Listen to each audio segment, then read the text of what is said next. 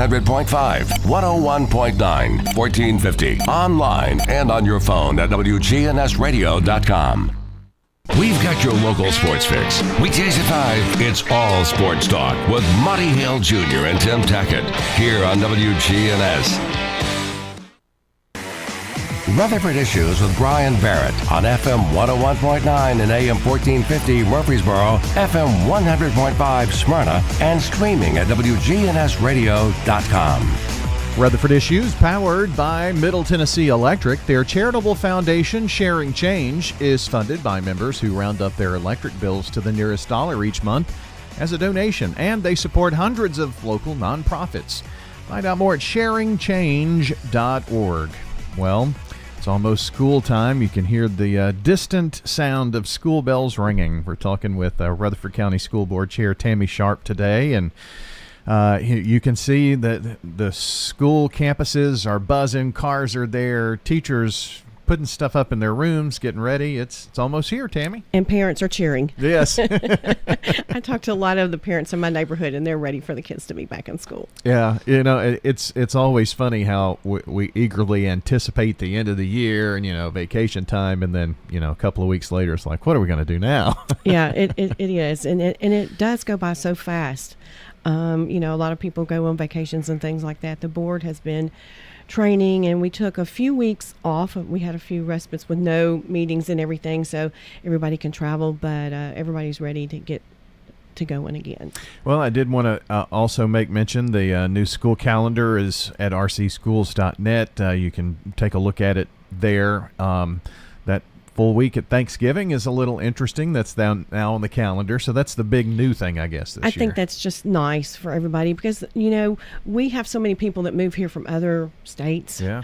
And that gives them an opportunity to, travel back home if they need to. And it also gives our teachers a good break. And, everybody just, so it's not so rushed. So I'm happy that we did that. I'm happy that, we've implemented the 2 days in our calendar for security protocols to review, at the beginning of the school year. And then I believe when we come back in January, there's a full day that the teachers and staff will be on campus without the students, and they can go over protocols just to make sure everybody's on the same page and implement anything that needs to be changed from the last time that they met. Also, on that note of security, this is not a secret because this has been well publicized, I think, now, but starting this school year, there are already some school-sanctioned events going on in sports with golf coming to mind, and with school starting, there are going to be all kinds of things in the school. Any type of extracurricular event, you're kind of I guess you have a policy on what can be brought in by the different folks. Right. And we're just trying to shore up where we can, plug those holes. I've seen dogs that probably weigh 150 pounds with literally chain link chain around their neck. And I'm not sure why they brought him. I love my little 2-liter, he's 10-pound dog, but I would never take him to a football game. So Patty Esser's done a great job. There's other school districts that have implemented the same policy, and I just think it just makes good sense. So they it makes coming into the football game faster because they don't have to clear as much. It's essentially like going into the airport. There's less to clear, and people can come in and out. But once they leave, they can't come back in. So I think that's gonna help because there's historically have been, children dropped off. And, I never thought about leaving the skating rink or the football game or anything after my parents dropped me off. But I might would do that today. Because, everybody's got a car, everybody wants to go somewhere. So, just trying to square up the security where we can. So this new policy, it's going to restrict some of the things that you bring in to an athletic facility or, going to see your kid perform in their theater class or whatnot within the school building or school campus. At athletic facilities, but it's not like you're you're restricting essentials or anything like that. No, because you have women who have children who are on the bottle, infants or something like that. If it's a clear bag, I really don't think it's any different than some of the other buildings that we were starting to go into. People are just tightening up that security just to take the extra precautions. I mean, if you go to a Titans game, it's the same. If you go absolutely. to MTSU, it's the same. They implemented that a few years back, and just an extra safety precaution. Other things that go along with that, people may or may not notice, but there are going to be a few more SROs at these events and things like that, too. We do, and that they have one of those towers, I'm not sure what they call it sometimes, that they bring in, but there's so many people concentrated in that one area, and you have rivals that sometimes don't get along. I mean, we've seen some of the rivals, some of the things that have happened at graduations in years past. This year was phenomenal. The staff, the SROs that came in, that worked at, I mean, I saw them coming in with their equipment, and I was very pleased that we kind of taken that extra step, because it's just so many people. And we can't say you can come in or you can't come. So there's other people that may be coming in there that are not our students or not family. So, and unfortunately, we've seen some security. I don't want to say breaches, but some things that have been unsafe. The graduation a few years ago. Yeah, that's what I was referring to. One of the football campuses had an incident as well, and so just kind of keeping that to a minimum, and also just keeping an eye out for that. This is going to help tremendously, it seems. It is, and everybody's on board. I think, when you talk about we're doing this for security reasons to keep us more secure, I think people are in favor of that. I've gone to this little wallet because I can get in and get out somewhere. I don't have to go through a lot of security. So now I have another big bag in my car. I am a bag lady, but if I'm going to run in and run out somewhere, I just use my ID, and this has got everything in it. So I just think we need to take those extra precautions just to be on the safe side. Yeah, just I would hate not to. Yeah. Not to, and say, oh, we should have done that. And that's one thing as a board with Patty Esser, who came in this year. She is phenomenal. She's been training with our teachers. I can't say enough about her. And there obviously there's things that we are looking at as a board that we're not going to talk about publicly because we don't want to give away any of our strategies. But we are looking at every single thing possible that we can do to keep our students and our staff safe. Well, that is obviously the key. And so when you go to events this year, it's going to be different. Pack your patience. Just kind of go with the flow, because it's all about safety of everyone there. Rutherford County School Board Chair Tammy Sharp joining us today. I did want to ask about the new building additions that were approved. Are we seeing some action at some of these places? Oh my goodness, yes. Not yet at Riverdale and Oakland. We're finally getting the permits. We're wrapping up the permits. We should see some movement on that in the next couple of weeks. I went by Smyrna about 2 weeks ago, and they've already broken ground. As a matter of fact, I spoke with Sherry, Dr. Sutherland, just the other day, and she was needing to buy a golf cart that would carry 6 staff or 6 people to get around the construction and everything. It's already started over there. So it's a little bit different design than what Riverdale and Oakland has. So we were able to, we weren't in the city, so we didn't have to do those permitting. So that's why they got started first. But they're absolutely excited about that. They've also started with their new sports program that Smyrna Ready Mix and Dow Smith had given, I think it was like $4.5 million in services and financial support to do a new field house and some stuff around the football program. So that's already begun over there. So Smyrna has got a lot of stuff going on over there, and I hope Dr. Sullivan's got her skates. Dr. Sutherland has her skates on because it's going to be a big year for her. I did notice that the Oakland High School had put out some new pickup procedures and routing and things, so they're preparing for this to start this semester. Yes. At some point. And that's the hard thing about having a construction zone in the middle of a school, because and I think that's probably what's leading to a little bit more of the cost, which we had this year for the pricing. Is because we have an active school and there's going to be an active construction site. So there's just more layers of protection that they're going to have to put in there and move things around. There's more for them to do just to keep everybody safe. Tammy, you were talking before we went on the air about the story that we had out of the governor's office and economic development about McNeilus Trucking and Manufacturing coming in and bringing some jobs, and that kind of prompted you to talk about a new welding program that's coming to one of our schools. So excited. Laverne High School has, I don't know if it's the first, but it's, as long as I've known, it is the first that they've had in a long time, a welding program. And I know over 100 students have already signed up, and I've spoken with the teacher. Some of you may know the teacher. He was formerly, or maybe he still coached, Jason Bowers for the archery team at Blackman. His daughter was, I think she was state championship, but we had a lot of everybody knows him. So I've been after him for years because he's been a welder, and I'm like, Jason, we need the CTE program. So when the opening came across, Dr. Sullivan sent some jobs out to us, and I called him. I said, Jason, it's put up or shut up.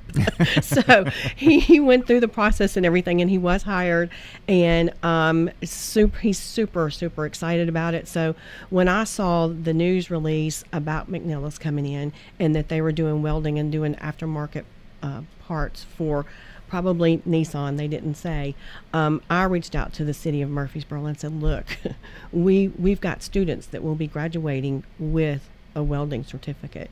We need to talk to them. So either we get a job pipeline, or we get some sponsorships or some internships or something, with them. They're coming, they're going to bring 100 jobs, I'm told, but maybe we can fill some of those jobs with our students. So that just came out this week, so I'm waiting for the meetings and things like that to be set up, and we can move forward. So, well, hopefully. that's exciting, and I do want to also mention CTE offerings, and those are career. It stands for Career Technical Education. So we're talking about some career paths that maybe students are not going to extend their education in a higher education institution, but they can graduate with a certificate that also can get them in the job place and get them experience while they're in school. And what's unique about it is each high school seems to have different focuses. And so how does what if they find the focus that maybe it is welding, but they live somewhere else? How does that benefit that student? Well, in the past, let me preface that. In the past, we have given zone exceptions if that's their career path. Now, if the school is overcrowded, your chances are not probably good to get that. If you want to go into there's a small vet program, I think it's Smyrna, Stewart's Creek. If you wanted to move from, one down south up to there, I'm not sure that that's going to happen. Just because of their population. Just because of the population. But like Siegel High School, we have a drone program there. There's not a lot of discussion about that, but it's an incredible career path because we're working with MTSU, which they work with, I believe it's Delta. So you can go through the drone. A lot of students, while they're doing their drone lessons, they take flying lessons at the same time, because our school has one of the only simulators probably in the United States that you can fly on, do your testing and everything on the simulator, and it counts toward hours for your flying. We have the simulator is as big as this room. It's incredible. It's really incredible. And a lot of the companies are going more toward the drone technology. Our military is going more toward the drone technology, and this is just something that somebody can do if they wanted to join the military, but they didn't necessarily want to be, in the battle or something like that. This is something that they can do. Pretty much a lot of companies are going to it. So pretty excited about that. There's so many different ones, and they, by design, previous administrations and everything, and kind of by design had different niches for each of the high schools. So, but I'm so excited. We have a great CTE program, Tower Pilgrim Brian Lewis, Tiffany Phillips, that I come to them all the time. I talked to Tyra Pilgrim last week because I'd spoken to someone at Smyrna Ready Mix about a small internship over there. Not really in the concrete, but we're working on that.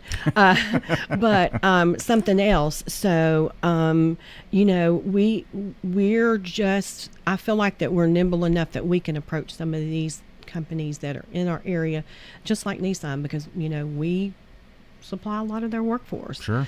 So, I'm super excited about seeing what we can do with Smyrna Ready Mix, because they're already so benevolent to our school system. We should be able to try to do some kind of internship or something like that, so we can kind of return the favor. Yeah, well, and maybe on that north end of town, that would be obviously like a Smyrna or a Stewart's Creek, because they're right close in the community. So who knows? They do.